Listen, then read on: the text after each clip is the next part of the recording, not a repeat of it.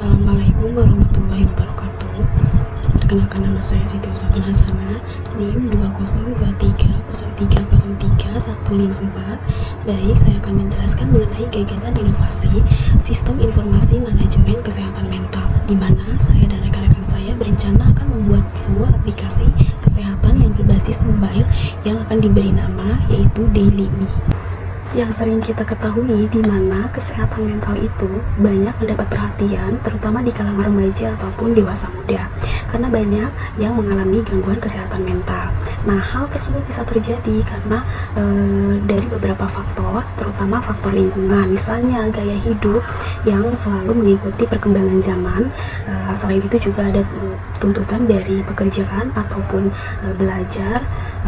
Tapi banyak dari masyarakat kita yang belum mengetahui pentingnya akan kesehatan mental.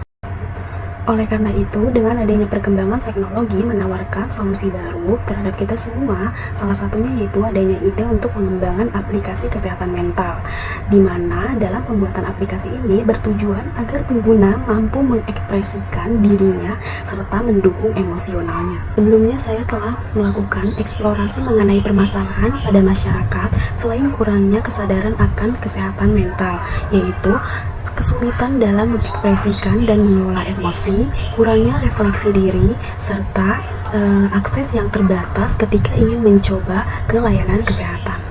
Nah, alternatif solusi yang ditawarkan dari aplikasi ini, yang pertama ada catatan harian berbasis emosi, di mana memiliki 2 poin.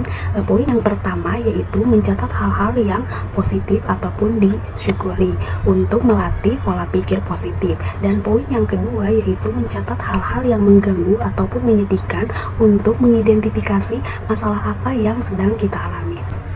Selanjutnya, yang kedua yaitu pelacakan emosi berbasis warna, di mana kita memilih 5 warna sebagai acuan, yaitu merah menandakan marah, biru menandakan sedih, ungu menandakan takut, hijau menandakan tenang, dan kuning menandakan sedang bahagia.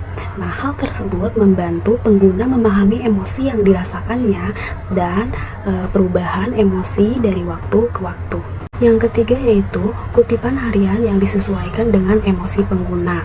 Contohnya, ketika kita merasa sedih, aplikasi akan memberikan kutipan yang bersifat menenangkan, sehingga pengguna akan merasa lebih dimengerti dan termotivasi kembali. Lalu, yang keempat yaitu analisis jangka panjang terhadap emosi dan perubahannya, di mana kita dapat melihat melalui grafik perubahan emosi dalam rentang waktu mingguan, bulanan, ataupun tahunan. Kemudian yang terakhir ada aksesibilitas yang mudah dan terjangkau, di mana hal ini membantu pengguna dalam mendapatkan layanan kesehatan mental secara dasar di mana saja dan kapan saja, tanpa harus mendatangi layanan kesehatan secara langsung dan juga tanpa harus mengeluarkan biaya. Baik, selanjutnya ada tujuan umum dari pengembangan aplikasi ini, yaitu membantu masyarakat meningkatkan kesadaran, mengekspresikan diri, dan mengelola emosi yang lebih baik lagi, untuk mendukung kesejahteraan psikologis dan kebahagiaan para pengguna aplikasi. Setelah adanya tujuan umum yang telah saya paparkan tadi, pengembangan aplikasi ini juga memiliki tujuan khusus. Beberapa tujuan khususnya yaitu meningkatkan kesadaran masyarakat akan pentingnya kesehatan mental, menyediakan sarana ekspresi yang aman dan terstruktur untuk membantu pengguna memahami dan mengelola emosinya, menawarkan dukungan emosional secara harian melalui kutipan yang sesuai dengan isi hati pengguna, mendorong kebiasaan positif seperti mencatat hal-hal yang disyukuri, serta menyediakan akses yang mudah dan terjangkau terhadap alat pengelolaan kesehatan mental. Baik, selanjutnya adanya rancangan inovasi yang kita bangun dari aplikasi yang akan dibuat. Seperti yang sudah saya paparkan juga pada bagian solusi alternatif yang ditawarkan dari aplikasi, yaitu yang pertama mencatat harian emosi yang berguna untuk meningkatkan kesadaran emosional serta kebiasaan refleksi diri. Kemudian dengan adanya fitur pelacakan emosi berbasis warna, di mana yang sudah saya paparkan juga mengenai apa saja isinya, dan yang perlu kita ketahui, dengan adanya fitur ini pengguna dapat mengenali pola emosionalnya. Selanjutnya, fitur kutipan harian berdasarkan emosi, di mana aplikasi ini memberikan kutipan sebagai dukungan emosional secara personal berdasarkan suasana hati para pengguna. Lalu ada juga fitur analisis emosi jangka panjang, di mana aplikasi mencatat emosi pengguna dari waktu ke waktu dan menyajikan laporannya dalam bentuk grafik. Tujuan dari hal tersebut yaitu guna memberikan wawasan kepada para pengguna aplikasi tentang pola emosional agar dapat membantu memahami faktor pemicu dari perasaan tersebut. Yang terakhir juga disediakan fitur pengingat harian di mana membantu pengguna menjaga konsistensi dalam pemantauan kesehatan mentalnya, baik untuk alur interaksi atau bagaimana cara pengguna agar dapat menggunakan ataupun membuka aplikasi ini, yaitu yang pertama ada menu daftar ataupun masuk, di mana pengguna yang baru harus mendaftarkan melalui email ataupun media sosial setelah berhasil masuk ke akun yang telah dibuat untuk mengakses aplikasi. Yang kedua ada pengguna dimintai untuk mengisi profil yang mencakup beberapa informasi dasar seperti nama dan tujuan penggunaan aplikasinya. Misalnya tujuannya untuk mengelola stres, melacak emosi, ataupun untuk refleksi diri.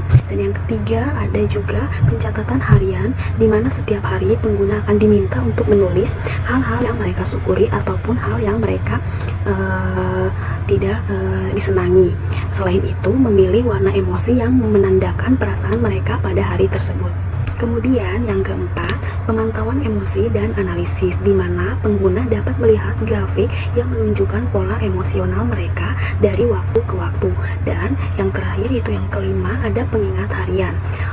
Jika pengguna lupa mencatat emosi hariannya, tenang saja, aplikasi akan mengirimkan notifikasi.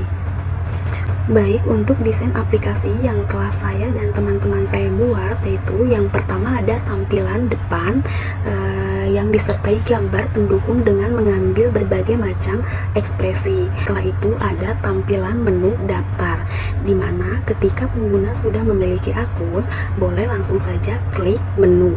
Tetapi ketika pengguna belum memiliki akun, boleh langsung saja mengklik menu daftar.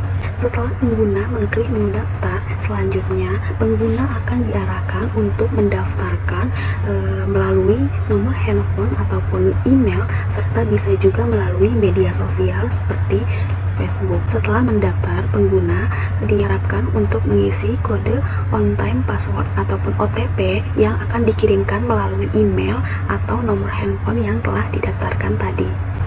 Lalu selanjutnya ada tampilan data pengguna, di mana pengguna akan dimintai untuk membuat username, nama, tanggal lahir, dan jenis kelamin. Setelah selesai, langsung saja mengklik menu daftar. Setelah mendaftar, pengguna akan dimintai untuk membuat password dan mengkonfirmasi ulang password yang telah dibuat. Lalu setelah itu mengklik selesai. Pengguna akan masuk ke tampilan awal, yaitu untuk aktivasi akun, di mana pengguna dimintai untuk mengisi email ataupun nomor handphone yang telah didaftarkan serta password yang telah dibuat. Setelah itu langsung saja mengklik masuk. Beginilah tampilannya setelah masuk aplikasi. Inilah tampilan setelah berhasil masuk, di mana terdapat beberapa fitur seperti grafik emosional, jurnal harian, pelacakan emosi, kutipan, serta notifikasi. Baik, selanjutnya ada menu refleksi diri, di mana ada juga pemilihan emosi yang sedang kita rasakan pada saat itu, serta ada juga kutipan yang bermacam-macam sesuai isi hati kita yang disertai gambar juga. Untuk tampilan berikutnya yaitu ada pengisian jurnal, di mana kita dimintai untuk mengisi jurnal yang disertai dengan elemen-elemen yang menarik. Lalu ada juga tampilan di mana adanya berbagai kutipan yang disertai gambar juga, dan kita juga dapat melihat dan membuka kembali riwayat jurnal yang telah kita buat. Selanjutnya, yang terakhir ada pengaktifan notifikasi yang akan kita buat. Baik, mungkin cukup sekian mengenai pemaparan gagasan inovasi sistem informasi manajemen kesehatan mental. Terima kasih. Wassalamualaikum warahmatullahi wabarakatuh.